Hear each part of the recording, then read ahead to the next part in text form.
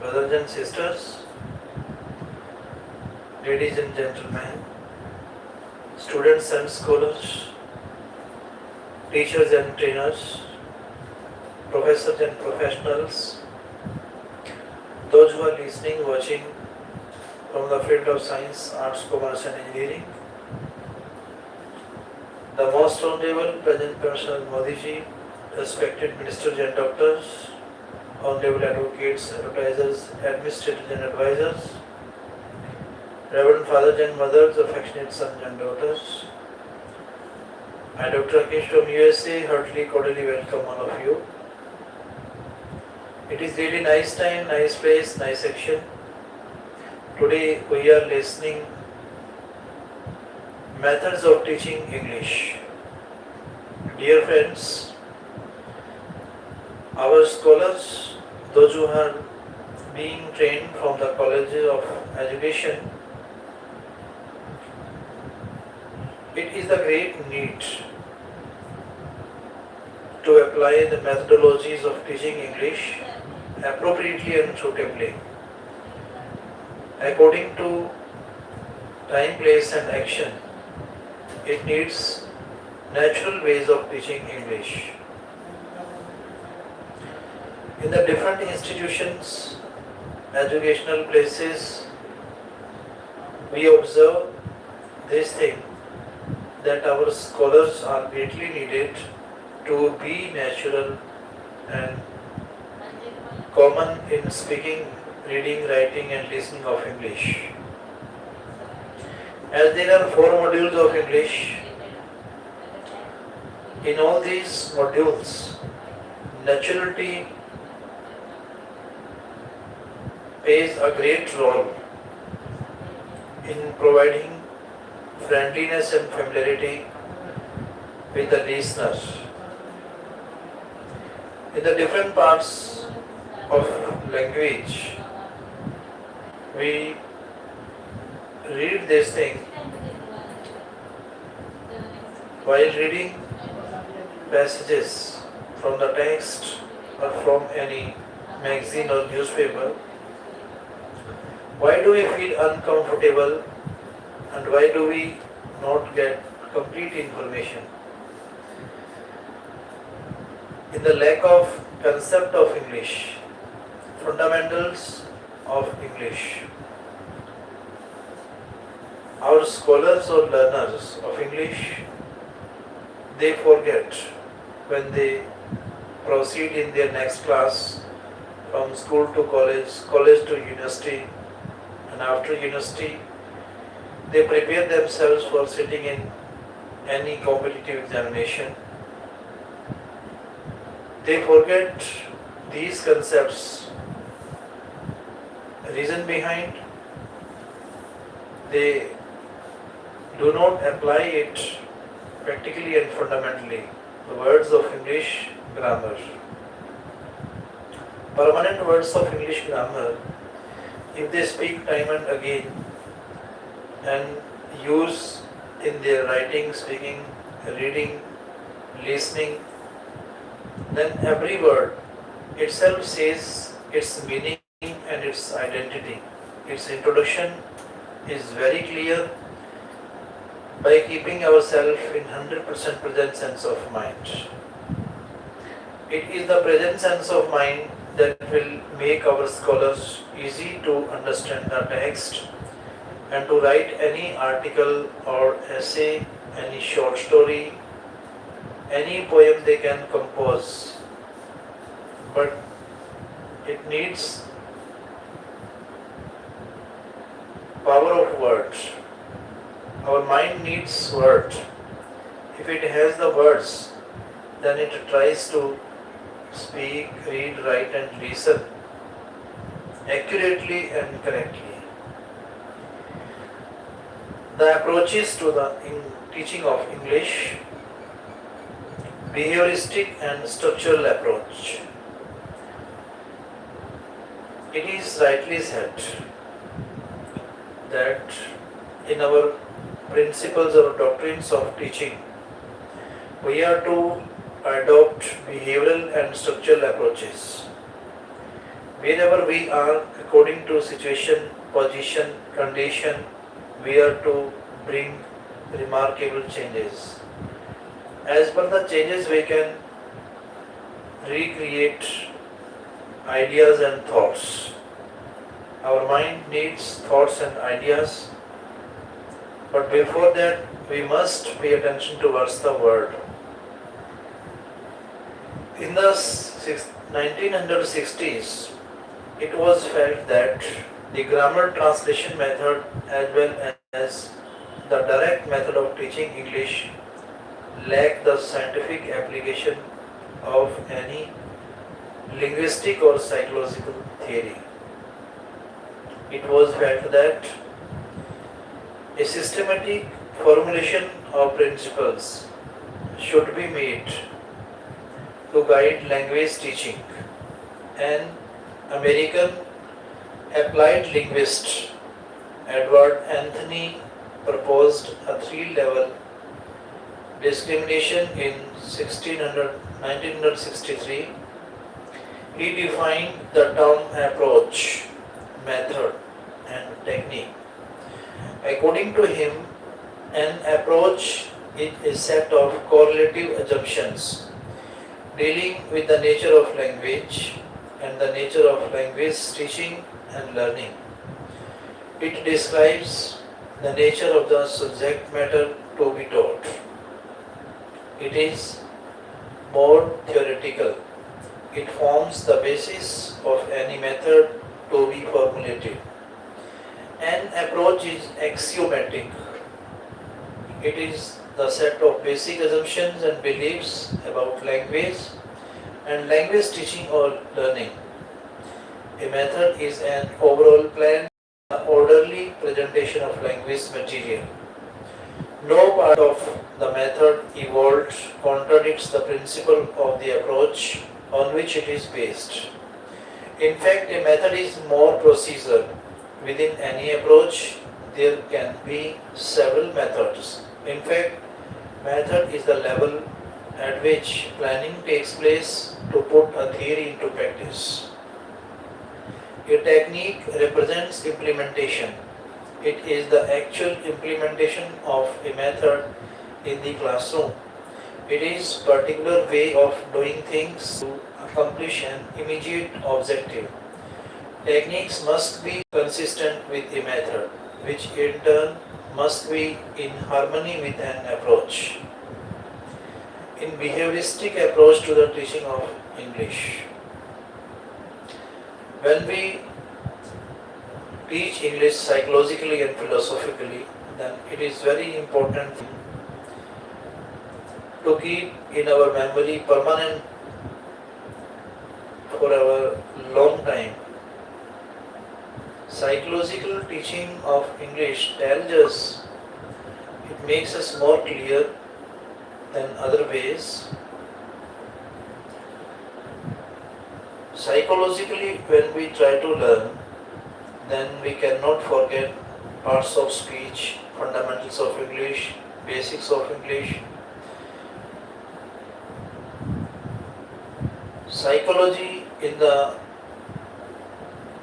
inventive or innovative term is known as the term of behavioral science. It is observed, examined and evaluated from our behavior. The term psychology, earlier it was the knowledge of psyche, knowledge of soul, but now it has taken a great turn in its meaning because of digitalization. We are to understand by the imagination. Today the whole world around us we have that has turned towards the imagination. And imagination is the best educational technology. Today online programs are very common in the different sectors of agriculture, industry, communication, transportation, railways, post offices, banking and hospitals. Everywhere we find great advancement of science in digitalized world. So it is a great achievement of our nation in this modern time. Psychology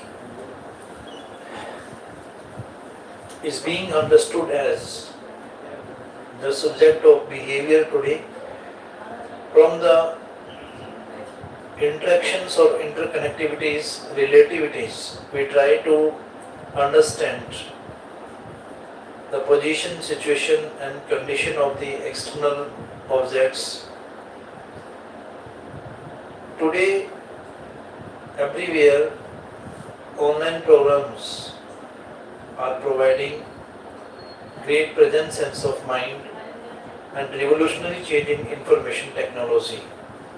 So this advancement is really a great achievement of our nation for teaching English in Indian universities.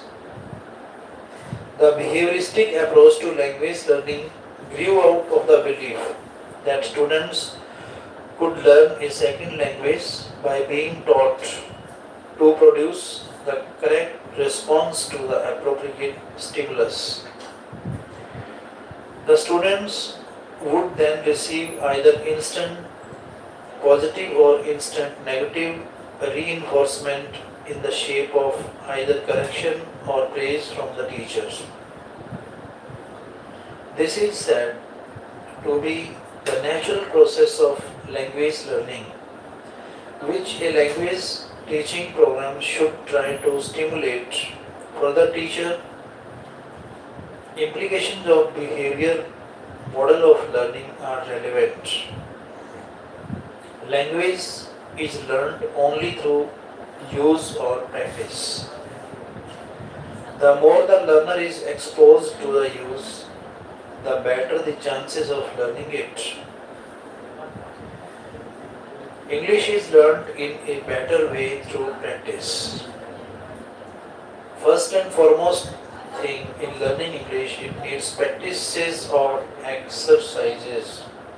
Until and unless we do not try to speak fluently, language cannot tell us its original existence, in what context the word is being used, and what is the real actual meaning of the word. For that we are to speak it. The production of language depends on the situation, which makes its use necessary.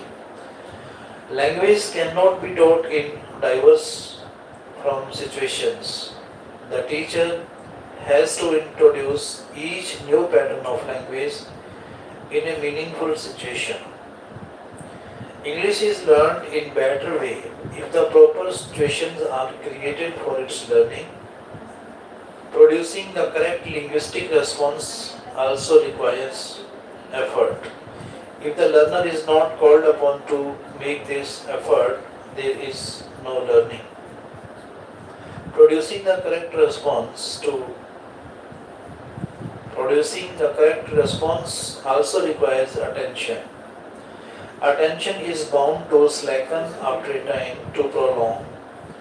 So prolonged practice is less useful than spaced practice. The spoken language comes earlier than the written, and the receptive or passive experience of language is necessary before any productive or active use can begin. Learning takes place faster if the correct response to a stimulus is confirmed. The learner must know at once if his effort is right or wrong. Learning is still faster if the learner is placed to the situation where he can produce only the correct response.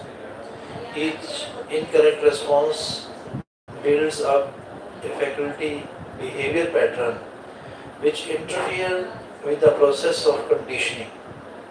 Every new item learned must be reinforced by further practice before further learning begins. Most of the methods used during the past 70 years for teaching language made the use of these assumptions from behaviorism. They emphasized repeated but spaced practice of language material in meaningful situation in imitation of a given model, first orally and then writing. Structural approach. What is structural approach? Approaching English on the basis of selected structures is called structural approach. It is called so because the main emphasis is laid on the mastery of structures or pattern of sentences and phrases, and also on the special features of the language which help in the construction of a sentence, such as word order, structural words, and a few inflections in English.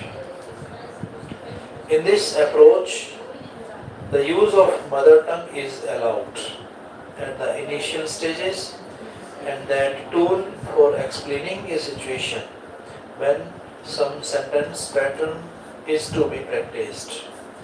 The learners are given drill of the structures till they are able to use them automatically without straining their minds. By teaching different structures, the aim is to develop certain skills. The different skills are ability to understand the spoken language, speak the language, read the language, write the language. Thus, in structural approach, the emphasis is laid on the acquisition of different skills. The person learning the language is able to acquire it through situations. E.V. Gattenby says, first follow nature is good piece of advice for the language teacher, as nature does not show us a sure way to success. It is only common course to follow her methods. Where they are followed today in the schools of the world, there is very little failure to learn a language. According to Menon and Patel, the objectives of structural approach are to lay the foundation of English by establishing through drill and repetition about 275 unit structures. To enable the students to attain mastery over an essential vocabulary of about 3000 root words for active use. To teach the four fundamental skills, namely understanding, speaking, reading, and writing in the order named. To correlate the teaching of grammar and composition with the reading lessons. To lay proper emphasis on the oral approach, active methods, and the condemnation of formal grammar for its own sake. Strictly speaking, structural approach is not a method of teaching. An approach tells us what to teach, whereas a method tells how to teach. How to teach is more important than what to teach. Structural approach only tells us what to teach and not how to teach. We can use any method to teach structures. As Professor C.S. Bhandari says, it is not proper and correct to call the structural approach a method of teaching. It is not method, it is an approach. Any method can be used with it. So structural approach is very important for understanding to teach the English. How to teach? It guides, instructs to our pupil teachers how to teach English. What to teach is also important, but it only tells the history of English. But how to teach tells us the methodologies according to situation, position, and condition. Pupil teacher have to bring change The arrangement of words to form sentences in English is very important. The meaning of an utterance may completely change because of the different word order. Because the word order in English is fixed, if we change this word order, either the meaning is changed or we get wrong sentences. The different arrangements or patterns of words are called structures. Structures may be complete utterances or they may form part of a large pattern. Structures are of four types. Sentence patterns. For example, the boys played hockey. What are you reading? There is a clock on the wall. It is a sentence pattern. Next is formula.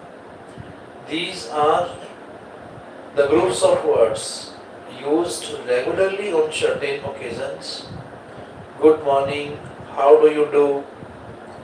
These kind of words can be used while adopting structural approach in teaching English that can help to our pupil teacher. Third is phrase pattern. On the table, at the station, in the garden. Such words, if our pupil teacher use while teaching any concept of English grammar, then it becomes very easy to understand. If any scholar cannot speak correctly, accurately, entirely, then he can use phrases of the words. He can use the words in the form of phrases. Next, fourth structure is idioms. These idiomatic expressions make our scholars confident when they interact each other. Sometimes it happens with our beginners and starters of the language. They feel inconvenient and uncomfortable while understanding the English. But if they have some idiomatic expressions in their mind, then automatically they can use them, some common expressions of English. These are the groups of words that must be taught as a whole and not as separate words. For example, through thick and thin, through thick and thin, a white elephant, a blow hot and cold, hen packed, a cup of tea, much ado about nothing, hard nut to crack. These are some of the idiomatic expressions and proverbs that can be used that may help our scholars in teaching and understanding English well. Sometimes it is in our habit that I am speaking spade and spade, means I am speaking truly, really, naturally.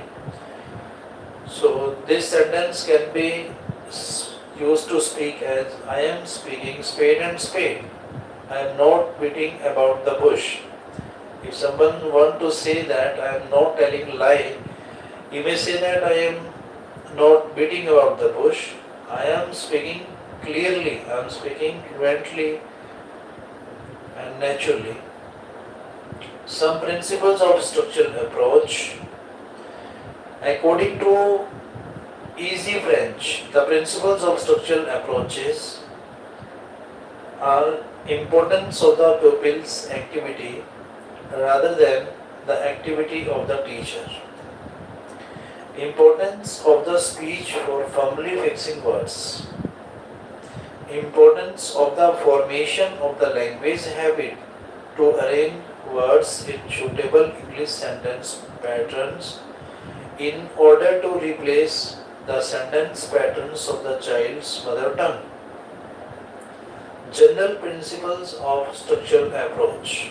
One is formulation of language habits. The structural approach takes care of the fact that Learning of a language is a habit formation process. Here, a lot of practice and drill work is given to the learners. As a result, the structures are well fixed up in the minds of the learners. Since here language learning is based on the principle of habit formation, everything becomes natural with the language learner. Next general principle of structural approach is importance of speech. In learning of a language, speech is more important than reading and writing. Language basically is known by speaking, not by writing and reading. In structural approach, speech is given more importance. If someone speaks the words correctly and accurately, then word itself tells its correct meaning. When we syllabalize the word for the accurate speaking and meaning, then a scholar can become an advanced learner of English. It is the sheet anchor to this approach. Therefore, this principle is very sound as it lays the foundation of language learning. Pupil activity. In the structural approach of teaching English, more emphasis is laid on pupil activity rather than the activity of the teacher. In this approach, students cannot remain passive learners. So, active learner is more reactive, but passive learner is not reactive. So that's why the more effective way of learning is to be active reader, active learner, active listener, active writer. Mastery of structures. In this approach, emphasis is laid on the mastery of structures. Here one structure is taken up as a teaching point. Its listening, speaking, reading and writing practice is given to learners step by step. The more the oral practice is given to the learners, better would be the result. Thus here emphasis should be laid on all the four skills. It will ensure mastery of structures, and mastery of structure results in effective learning of the language. Teaching one item of language at a time. In structural approach, only one item is taken up at a time and is taught to the students. In this way, the students are able to grasp it well. A new structure is taught by using the vocabulary already learned by the students. The second structure is introduced when the learner acquires mastery over the first structure. Situational teaching. To teach structures, situations are created. All types of teaching materials can be helpful in creating situations, objects, pictures, flashcards. Principle of simplicity. The structures which are simple and easy to learn should be selected first. The simplicity of a structure depends on its form and meaning. For example, this is a pencil, easy. No sooner did he reach the station than the train left the station, difficult. Principle of usefulness. Some structures are more useful to the learner than the others. The structures and sentence patterns which we use daily in the form of speech, reading, listening and writing are selected first. Principle of productivity. The sentence patterns which act as a model and from which many more sentences are made should be selected. One structure leading to other or helping in framing many other similar sentences enhances knowledge of the language. For example, he has to go. A number of sentences can be formed on this pattern. For example, she has to go, Mohan has to go, the teacher has to go, etc. Do the needful. A number of sentences can't formed on this pattern. Principle of teachability. Structures which are easy to teach in the classroom situation with the available resources should be selected. For example, the structure I bought this book for 10 rupees can be taught easily, but he comes late every day is not so easy. Principle of realistic situation. The structure should be such which can be easily demonstrated in a realistic situation. For example, girls are writing is more easily teachable in a real classroom situation than the structure. A dog has been running on the road for 2 hours.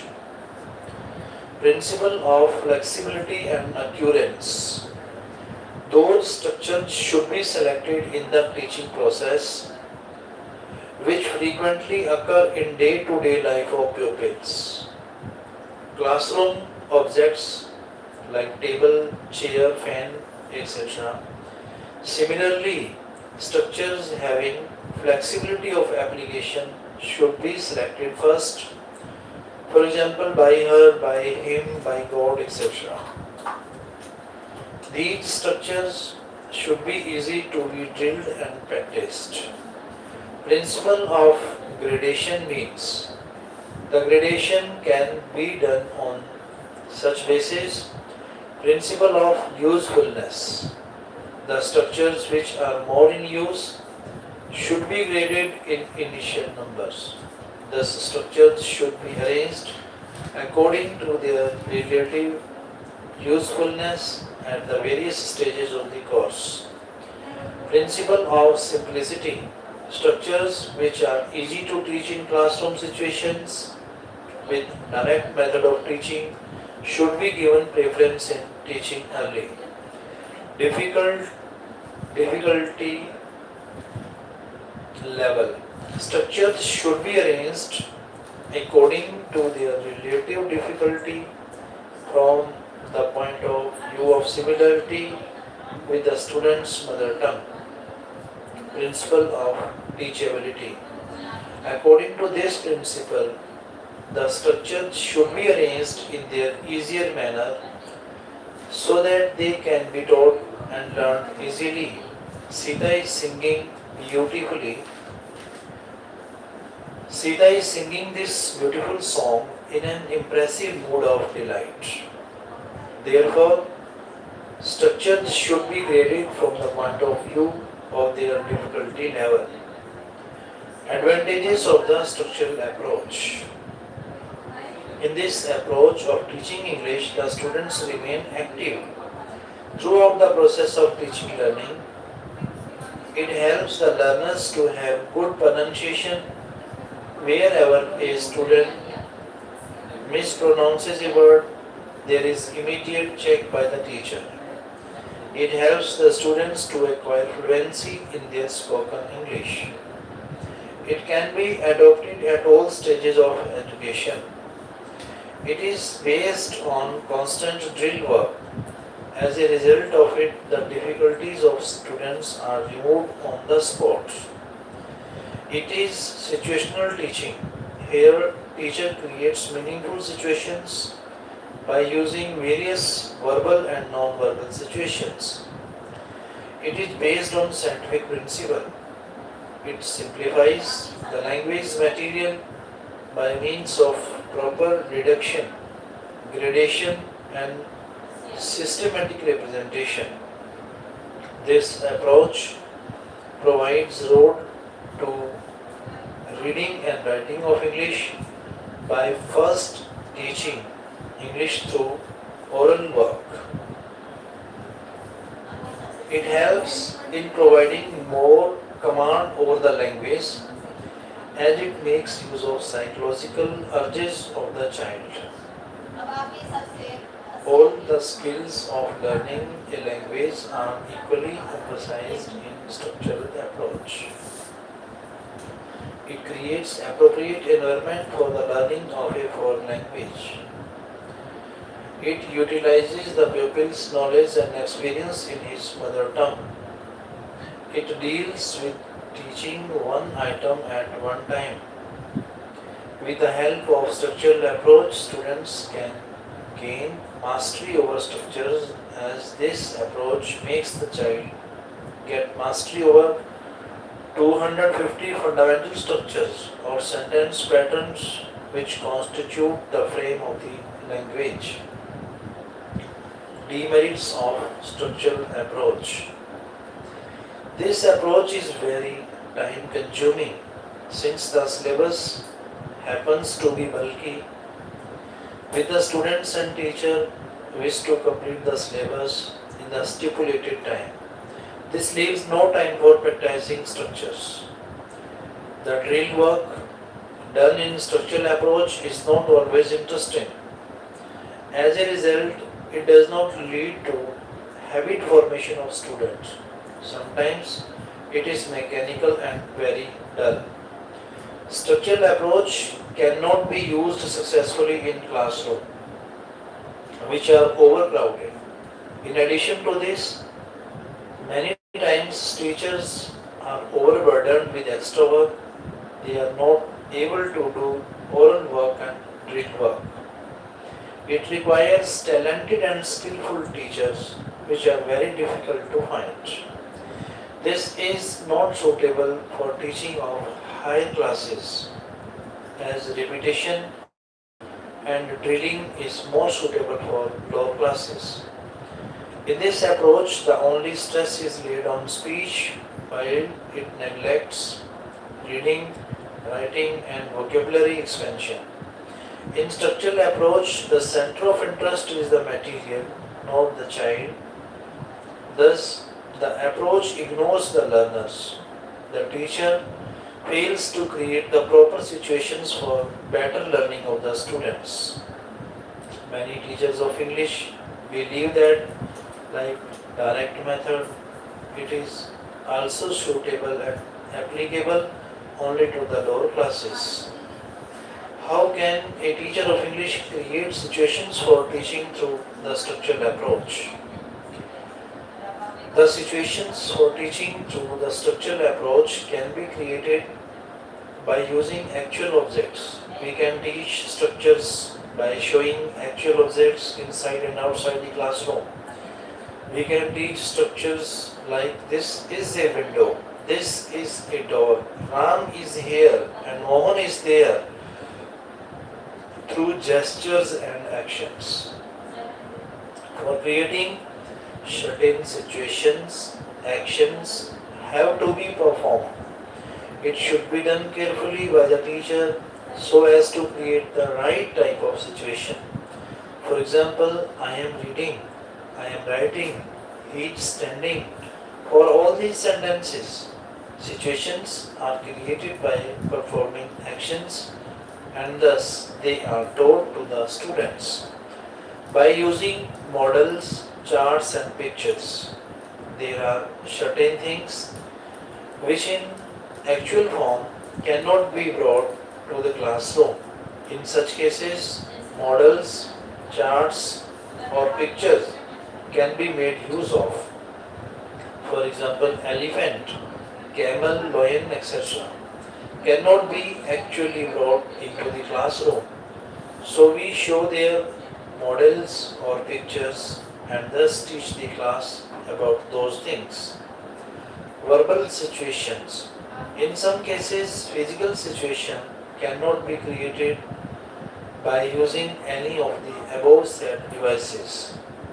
There comes the need of creating verbal situations. Verbal situation is nothing but creation of a situation by speaking something. Suppose the teacher is to teach, he is shutting the door. He is shutting the door. He comes late every day. For the first sentence, physical situation can be created in the classroom, but in the case of second sentence, verbal situation will have to be created. The teacher will speak a number of sentences like, the school opens at 9 a.m. She came at 9:15 a.m. yesterday. She came at 9:30 a.m. today. She comes late every day. For teaching the word forget, verbal situations can be created as the teacher asks the name of some students, Rani, Sheila, Nina, Veena, etc. Then he speaks by pointing towards the students one by one. Your name is Veena, your name is Sheila, your name is Nina, your name is Dash. I forget. This verbal situation makes clear the meaning of the word forget. Action chains. Through action chains, the same structure can be drilled very well. For example, a number of continuous actions may be performed by the teacher and he may speak, I am shutting the door. I am shutting the door. I am opening the door. I am shutting the window. I am opening the window. Then the pupil performs those very actions one by one and speak out whatever they are doing. By using substitution table, the teacher can prepare the substitution table by taking up one structures. He can also involve the students for its preparation. The learners can be enabled to speak as many as 16 different sentences which are basically of the same pattern. The direct method of teaching English has been developed as a reaction to grammar translation method of teaching English. Its basic principle is that pupils should think directly in the foreign language. The structural approach does not differ much from the direct method. There are a number of similarities between these two. Both emphasize oral work, more pupil activity, inhibition of mother tongue, and incidental teaching of grammar. Structural approach does not put restrictions on the use of mother tongue in the classroom. In this way, structural approach is an improvement on the teaching of English through direct method. In fact, structural approach is a practical way of teaching grammar. In it, the pupils are active learners. They are provided with more opportunities of expressing their ideas and feelings, and if they are taught by structural approach, they will acquire more fluency in speech than those who are taught by direct method. Thus, it is used by all the grades, whereas direct method is not suitable for all students. The structural approach is an improvement over direct method. Grading of structures means providing or giving numbers to the selected structures. It has to be decided that what should be the sequence of teaching of the selected structures. Some of the structures are to be taken first and others later. So this deciding of the beginning and end is called gradation of structures. This can be done on this basis principle of usefulness. The structures which are more in use should be graded in initial numbers. These structures are in use in our day-to-day life activities. They are selected and graded and taught early. Principle of simplicity. The structures which are easy to teach in classroom situation are given preference in teaching early. These structures should also be simple in meaning and form. It is easy to understand. Easy understanding motivates the learners for further learning of difficult structures. Principle of difficulty level. Structures should be arranged according to their relative difficulty from the point of view of their similarity with the student's mother tongue. Simpler patterns should be taught first and then the difficult ones. Therefore, structures should be graded from the point of view of their difficulty level. Dear friends, both these methods are very important for teaching English, whether we adopt grammar translation method or direct method. But today direct method is very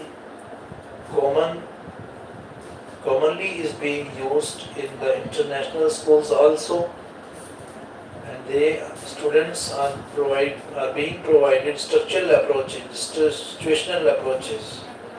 So that is more knowledgeable, informative, instructive and directive, convenient, comfortable for the learners to learn new things in the language. Thank you. Your presence today is praiseworthy, admirable and appreciable. Nice to see all of you. Thank you, dear friends.